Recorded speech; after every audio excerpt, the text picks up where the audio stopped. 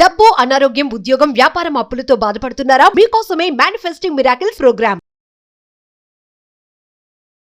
Hello అండి, నమస్తే. నేను మీ Haritha Akkala, emotional wellness coach and motivational speaker. Self love sessions start చేయబోతున్నామండి. జస్ట్ 5 సెషన్స్ ద్వారానే నా లైఫ్ మారిపోద్దా? మారిపోతుంది. Trust me when I'm saying this. మారిపోతుంది. ఎందుకంటే మనం అందరం కూడా ఇంటరాక్షన్లోకే వస్తాం. ఎనర్జీస్ గురించి మాట్లాడాలి అంటే నేను ఇక్కడ అనుకున్నాము, సపోజ్ మనకు సడన్గా వాళ్ళ నుంచి కాల్ రాలేదా అండి? మీ లైఫ్లో మీకు ఇలా ఎన్నిసార్లు జరిగింది? ఇక్కడ మనం తలుచుకున్నాము, వాళ్ళు సడన్గా ఎదురవ్వలేదా అండి? అలా నాకు చాలాసార్లు అయింది, మీకు కూడా అయి ఉండొచ్చు. It's about the energy. It's about the energy. మన థాట్స్ మన వర్డ్స్ కంటే ఫస్ట్ ట్రావెల్ అవుతాయి, యూనివర్స్కి కనెక్ట్ అవుతాయి. యూనివర్స్ నుంచి రిటర్న్ కూడా వస్తాయి మన దగ్గరికి. కానీ రిసీవ్ చేసుకునే రిసెప్టర్స్గా మనం ఉన్నామా? రైట్? అక్కడ మన బిలీఫ్ సిస్టమ్స్ మీద మనం వర్క్ చేయాల్సి ఉంటుంది. It's about the energy, nothing else. So మనం చిన్నప్పటి నుంచి చదువుకున్న చదువులో ఎమోషనల్ కోషెంట్ అనే సబ్జెక్ట్ని మిస్ అయ్యామని నా ఫీలింగ్.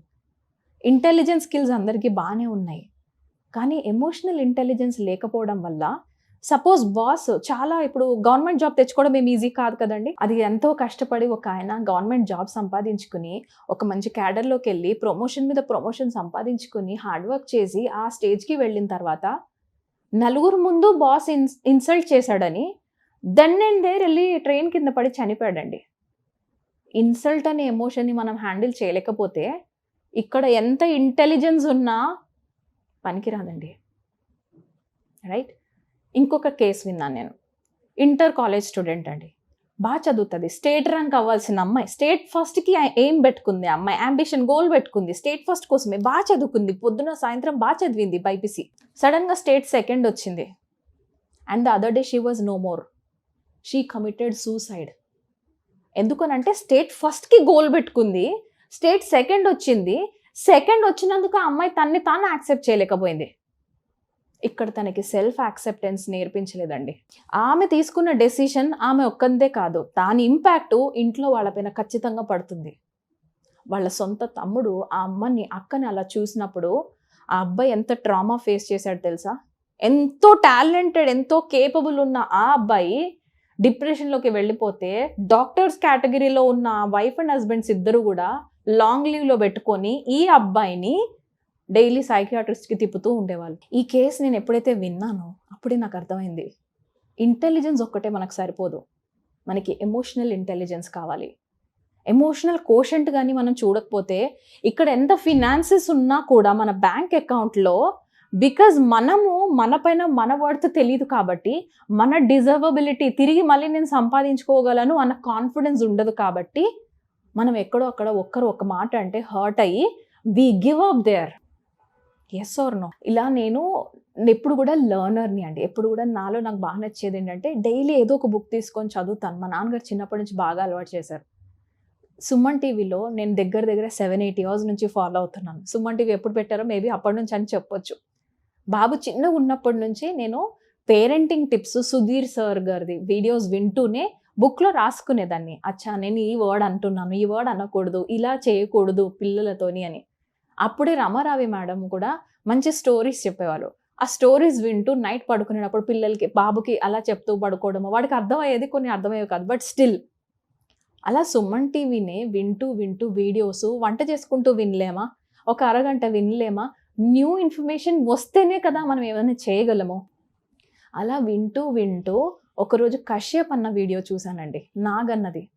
అండ్ నాకు చాలా ఇన్స్పైరింగ్గా ఆ వీడియో నా లైఫ్ని మలిచిందని చెప్పచ్చు. కశ్యప్ అన్న తన పర్సనల్ లైఫ్లో పాప చనిపోయిన దాన్ని కూడా తను ఎలా ఫేస్ చేశారో చెప్పారు. అది విన్నప్పుడు నేను చాలా షాక్ అయ్యాను. ఎంత సైకియాట్రిస్ట్ అయినా, ఎంత సైకాలజిస్ట్ అయినా రిపేర్కి టైం పడుతుంది, బికాజ్ ఇట్స్ అ లాస్ అది. కానీ అన్న అంత ధైర్యంగా ఎలా ఫేస్ చేశాడు? సో నేను కూడా అన్నలా తయారవ్వాలి అని అక్కడి నుంచి నా జర్నీ స్టార్ట్ అయిందండి, లైఫ్ కోచ్ అంటేనే. సో ఇక్కడ నేను మీకు ఏం చెప్తున్నానంటే, everybody will have their own journey. మనందరి జర్నీస్ డిఫరెంట్. మన వైబ్రేషన్స్ మీదనే మనం వర్క్ చేయాలి. నాకు ఆ రోజు కశ్యప్ అన్న ఇన్స్పిరేషన్ పెట్టుకొని నాగన్నని ఎలా అయినా కలవాలి అన్న గోల్ పెట్టుకుని ఉండకపోతే ఈరోజు నేను ఇక్కడ ఉండేదాన్ని కాదు. లైఫ్ కోచ్ ఏదో బాగుంది, నేను అన్న నుంచి నేర్చుకోవాలి అని కశ్యప్ అన్న వెనకాల మనం తిరగాలి అని ట్రై చేయకపోతే, నాకు ఒక ఫీమేల్ టీచర్ కావాలి, మేల్ టీచర్ కాదు. బికాస్ ఫీమేల్స్ ఫేస్ చేసే ప్రాబ్లమ్స్ గురించి నేను డిస్కస్ చేయాలి అని నేను అనుకునేదాన్ని కాదు. అలా నేను పూజా పునీత్ని మేడంని కలిసి ఉండేదాన్ని కాదు. నేను ఇలా లైఫ్ కోచ్ మీ నుండి అయ్యాను, నేను మీకు తెలియజెప్పాలి అని నేను తిరిగి మళ్ళీ సుమన్ టీవీకి వచ్చి, సార్ నేను ఇక్కడ నుంచే తయారయ్యాను సార్ అని చెప్పడానికి వస్తే నేను ఇక్కడ స్పీకర్ అయ్యాను. Can you see how are vibrations work? It's all about your intentions, your goals. మనం ఏ గోల్ పెట్టుకుంటున్నామో ఆ గోల్ రీచ్ అవ్వటానికి ఏం ఎఫర్మేషన్స్ చెప్తున్నామో వెరీ ఇంపార్టెంట్ కదా. 10 years బ్యాక్ నా లైఫ్లో ఉన్న సిచ్యువేషన్కి నాకంటూ పెళ్ళవుతుందని లేకపోతే పిల్లలు ఉంటారని నేను అసలు ఆ డ్రీమ్నే వదిలిపెట్టేశాను. బట్ స్టిల్ టుడే ఈరోజు నాకు వచ్చే క్లయింట్స్కి ఐ విల్ టెల్ దెమ్, నీ లైఫ్ ఎక్కడికి వెళ్ళిపోలేదు, తిరిగి రీస్టార్ట్ బటన్ నొక్కుకుందాము, ఎక్కడికి వెళ్ళిపోము, we will get again. All important, అసలు అన్నిటికంటే ఇంపార్టెంట్ అంటేనే మన గోల్స్. మనం ఏ విధంగా తయారవ్వాలనుకుంటున్నాము అని మనకి రావాలి.